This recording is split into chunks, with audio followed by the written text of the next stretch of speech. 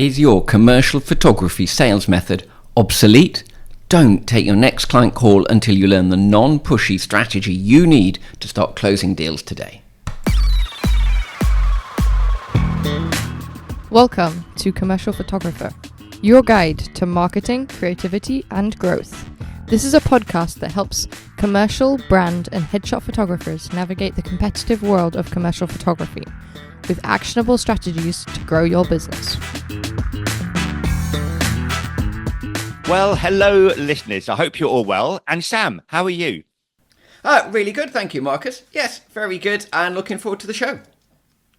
Yeah, and we've got a great guest on today. He's a good friend of mine, and we're going to be talking about sales, but sales in a very unique way. Let me introduce to you Martyn Sloman. Thanks, Marcus, and good to be here with you as well, Sam. Thank you for having me on the show. I'm really looking forward to it. As you've heard, we have Martyn Sloman, the non-pushy sales trainer here, today to fundamentally transform your approach to commercial photography sales. You don't want to miss out these 3 secrets for modern success. First, you'll learn the crucial mindset shift you must make to survive in the social selling era, where clients demand trust, not cheesy closes. Second, we reveal the most powerful tool for uncovering the truth behind a client's brief, which is essential for marketing. And finally, Martyn gives us the specific, non-pushy technique you must use in every interaction to guarantee a follow-up and prevent your hard work from being ignored. That's right. We are talking about sales. So I'm a sales trainer.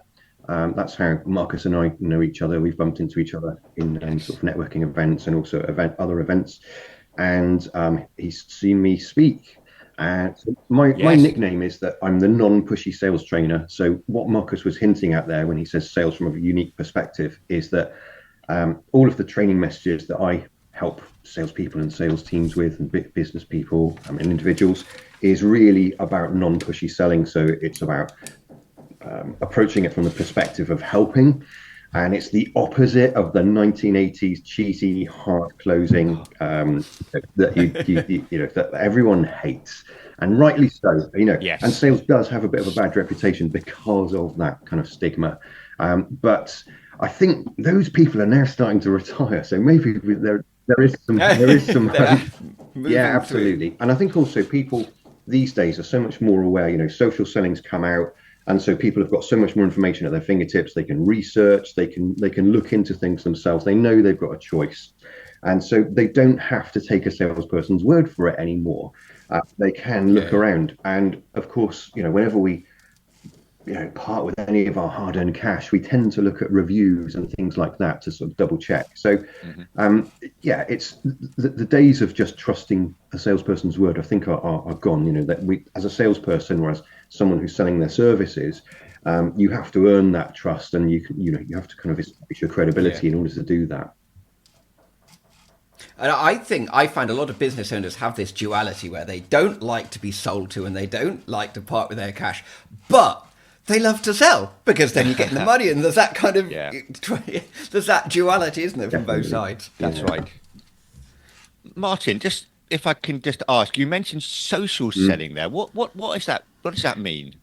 Well, selling hasn't really changed much over the centuries. The biggest change that we've kind of faced in sales really is social selling, which is really around social media.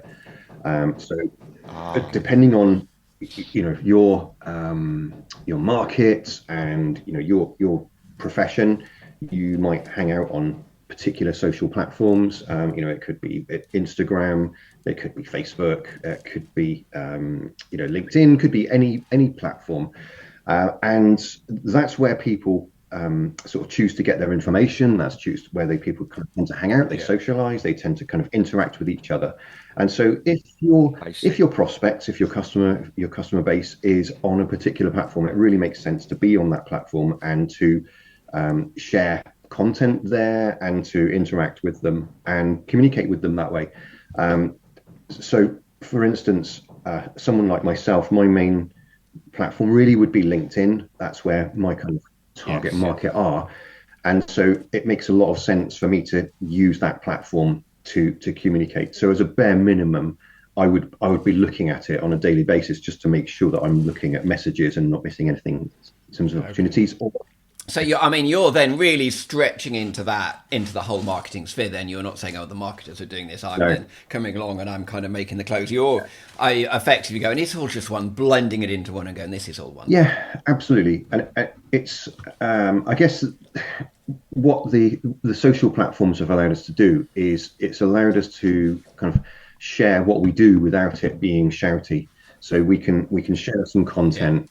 We can write blogs. I went through a big process a while back where I wrote something like 150, 500 word blogs every day in the evening, churned them all out. Yes.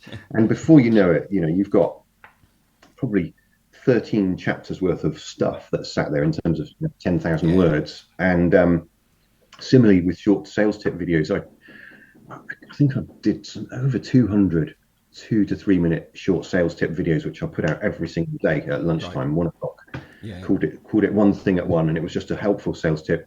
Only 90 seconds, 2 minutes, 3 minutes max, so that if it wasn't helpful for that person, it wasn't, and it wasn't, wasting their time. And so it allows you to do that, and it just means that you're kind of top of someone's mind without actually being in their face, and it's being done from a helpful perspective, which I like. Sense. So and I was kind of going to ask, so what's your thought about moving people? Because you get people in social, you get them following you. What's your thought about getting them then further down the funnel, further towards the sale? Or are you saying you're keeping them there and you're just keeping them in your mind, so when they think they need you, you're the first person they think of? Yes. So I think I'm probably looking at it from a referral point of view, but also for me to be on their radar. So they can they would either want to engage with me directly and say, "Oh, Martyn, we've been watching that stuff. Actually, that makes sense. Maybe you could come and talk to us about that. Is that something you could help us with?" Or, "Hey, Martyn, I know this other business and they have been struggling with conversion on this. And I was thinking of you because those videos reminded me." And so it's that thing, I would say, that direction. Okay, so them directing themselves, you just putting out the content and waiting for them to follow that up. Now the other piece as well is that I want, I feel for struggling salespeople, so I don't mind if they take the content and they're never going to, work with me directly. I don't mind that because I've just put that content out there, and I think there's nothing worse. There's nothing more miserable than if you're in sales and you're underperforming because you've got the weight of your world on you. I've seen people carrying so much burden with that. They're putting enough pressure on themselves. They probably feel like they've got pressure from their bosses, and then they've got pressure at home as well because the partner's putting on pressure on them, going, "So where's this bonus you were talking about? How long since we had this?" And it's that's just miserable. You can't function like that. So if they're taking a little sales tip, quite a dark which place, will lift them, and they can just do something to elevate their performance, and that makes a difference, and that sets them somewhere on the road to improvement. That's a good thing. Okay, amazing. And then you were talking about that social selling in the platform, and I think certainly for photographers that's important, getting that right platform, isn't it? I find a lot of photographers instantly go, "Oh, Instagram," because photographs look great on Instagram, and you go, "Great." Yeah. But are your audience there, or are you just sharing it with other photographers? Very true. Yes. Yeah. If your target market's not there, then it's falling on deaf ears, isn't it? So we've talked in the past on the show about finding a target market. I mean, our listeners are nearly all commercial photographers in the same way as me. We always talk about LinkedIn, and I think most of our listeners, hopefully, you're all out there, you're all on you're on LinkedIn and you're using it, and maybe Facebook, on our Facebook platform. We'd like to see you on there as well.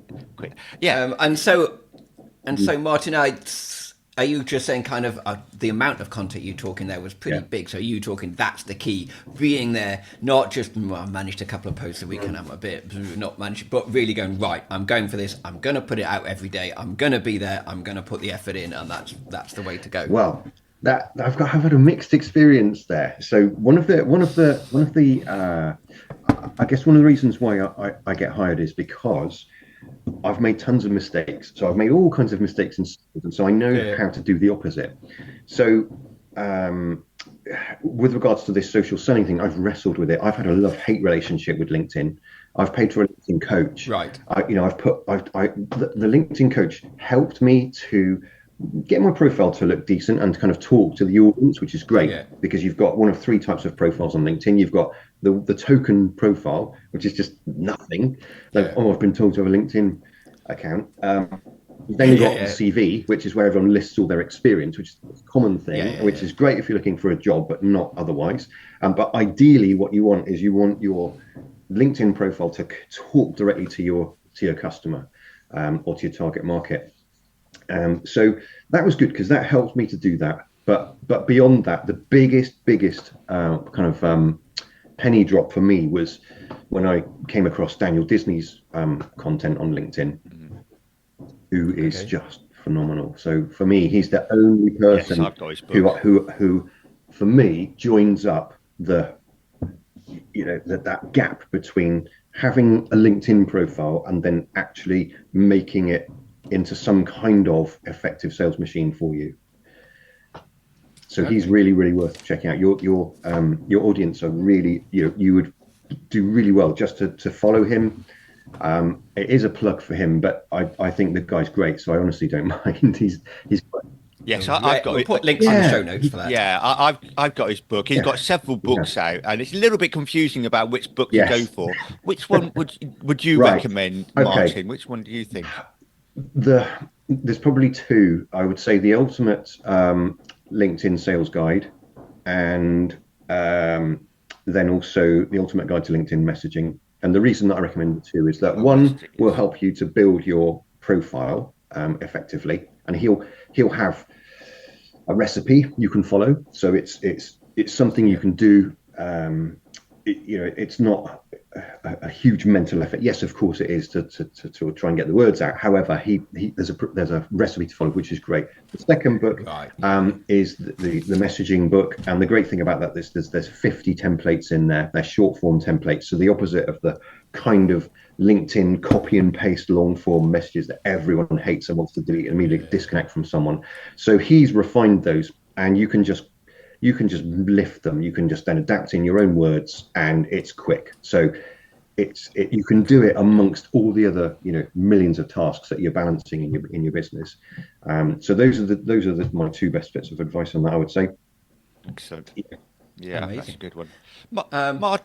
Martyn, this is a broad question, I know, but what makes a good salesman? Oh, that's a really good one. So in the old days, they would say that you can talk for England, but that's actually the opposite. The opposite is true. The best salespeople are actually slightly more introverted. So if you are more the listener, 100%. Well, that's exactly what I thought you might say. Yeah. Listening it's listening, really isn't it? Surely and just a quick plug there. We do have a great show about listening. With the listening coach. The listening coach. He was really gave some great advice about being a good listener. Oh, that's fantastic. Yeah. Sorry, Martyn, right. I did interrupt there, which is not very good listening. So what were you saying? I'm always looking for tips. So that's fantastic. I'll definitely check that out. The two things really are, one is sort of generous listening and just being fascinated. Yeah. Oh, that's nice. Generous listening. I like that. Generous listening, definitely. And it's what it does is it kind of encompasses this behavior in terms of a sincere desire to help. So you've got this generous listening, this ethos of a sincere desire to help, and you've got massive curiosity. And the curiosity is really, really important. We have to kind of pretend almost it's like it's our first day on the job, and it's the first time we're talking to someone before this kind of thing with this kind of issue, and this is how we need to help. Because our experience can work for and against us. So when we've been around the block a bit, we kind of go, oh, right, so it's that and it's that. Right, okay, so that. Right, we make assumptions. And assumptions are just a killer. So whereas what we should do is we should say, okay, well, I think I know what it is and I could be right, but I don't know. So, and also I need to actually find out what's unique about this and about them. And if you can find the thing that's unique about them, then you've got deep understanding, which is great. Yeah. So, so in some ways is booking that call to speak to somebody a really important step in the sales process, because if they just email and go, I want a photo shoot, you've got nothing. So to kind of just go back to all of that, Marcus, is around the listening. The thing that goes hand in hand with that is great questioning. Because if you're asking great questions, you must be actively listening. You must be applying generous listening. So questions are always the answers. And for anyone who is experiencing a bit of frustration with what's going on in their business at the moment and thinking, how can I make this better? What can I do to get better conversations going? How can I not miss these opportunities? How can I kind of create more out of this? Questions are always the answers. So that's if you kind of think about that, all right, I would have liked that to have gone better. Okay, questions are always the answers. What was the question I could have asked that would have found that out? Now, there's a saying that the salesperson's job is to find out the truth. You could say, well, okay, anyone who works for themselves is a salesperson, whether they want to come to terms with it or not. We have to find out the truth. And sometimes it's asking a little bit more of a bold or a challenging question. And that's okay. We can do that. We're not being pushy by doing that, because once we've built the rapport and once we've kind of rolled out that red carpet to them, that, hey, listen, I want to understand you.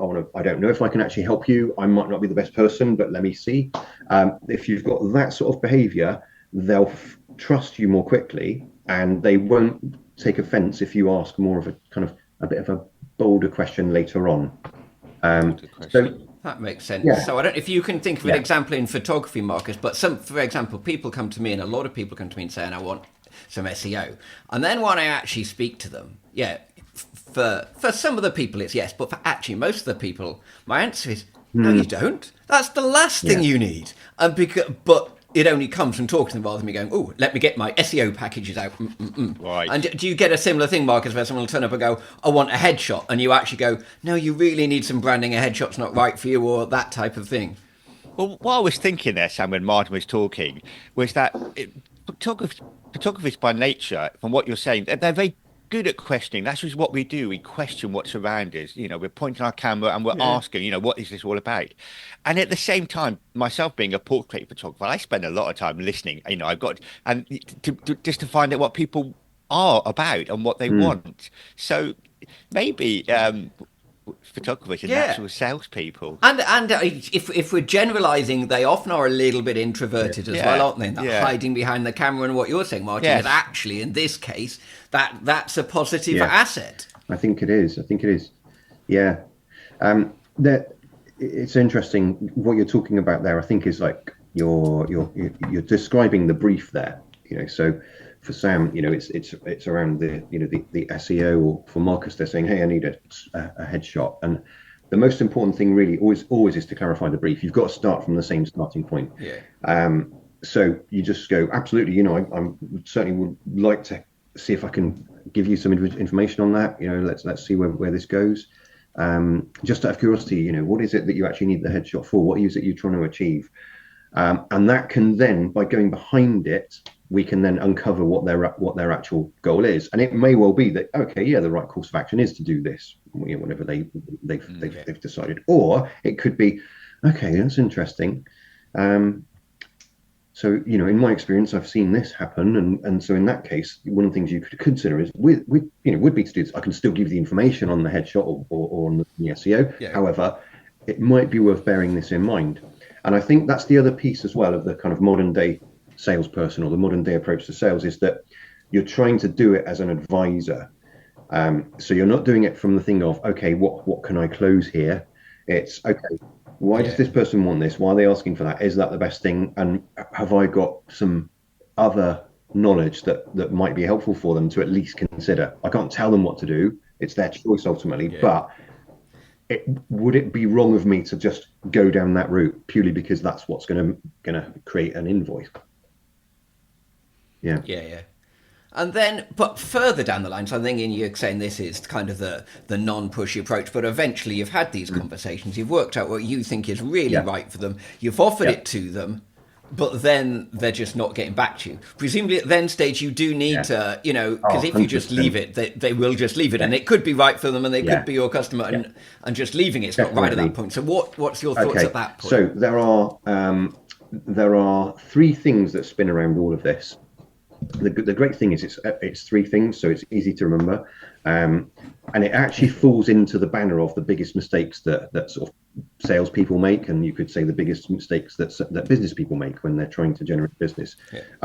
One is that they need to prepare better. The second one is that they need to ask better questions. We've been talking a little bit about the questions, and the third one is that they need to establish mutual next actions whilst in the current interaction. And that's Wow. Okay. That's huge.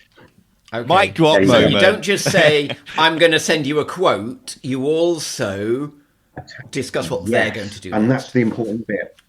So one of the the questions you might ask there, because again, questions are always the answer. It's okay, I'll put this quote together for you, and what do you want? So what do you want them to do with the quote? You don't want it to just gather dust in their inbox or even get ignored or deleted. You want to have some attention on it, so you want them to review it. So the first goal is you get the thing opened, and so part of what you might consider there is, okay, what do I call the email? So for me, if I'm talking to a business and they're looking to achieve some growth, they might go, yeah, well, our growth plan over the next 5 years is to go from 5 to 12 to 50 million growth. Guess what I'm going to call the proposal? From 5 to 12 to 50 million. Then it's in their inbox, lit up like a sparkler. And You're not just going, yes, invoice. exactly, or proposal, or quote, or which if they're looking at a couple of other providers, guess what they're calling theirs? They will call it something pretty nondescript. So you've got to differentiate with literally anything you do. It's an indicator of your service level. So how do we? You were just talking, Sam, with your question there about how do we kind of make something happen here. So part of it also, it comes down to belief. So in other words, if you're making a recommendation to them, you have to believe that because you've gone through that process, they've qualified you and you've qualified them, and they're thinking, okay, well, yeah, Marcus is decent. Yeah, okay, I trust him. It sounds good. Yeah, fantastic. He's got some excellent testimonials. Okay, that all makes sense. Martyn, despite being follically challenged, he's got a good reputation as a sales trainer, but we have to help people make a decision. So often when we ask someone to make a decision, their immediate knee-jerk reaction is to procrastinate, because that's what we want to do. We go, oh, I've got to make a decision. Oh, hang on a sec, I probably think about it. And in actual fact, if we've taken them through that journey, and you just think, do you know what? I know we can get this done for you, and I know we can achieve even more. I think, but that point is when you then start to get more animated and go, do you know what? Look, I really think I can help you here. Would you like my help with this? So it's not a hard close.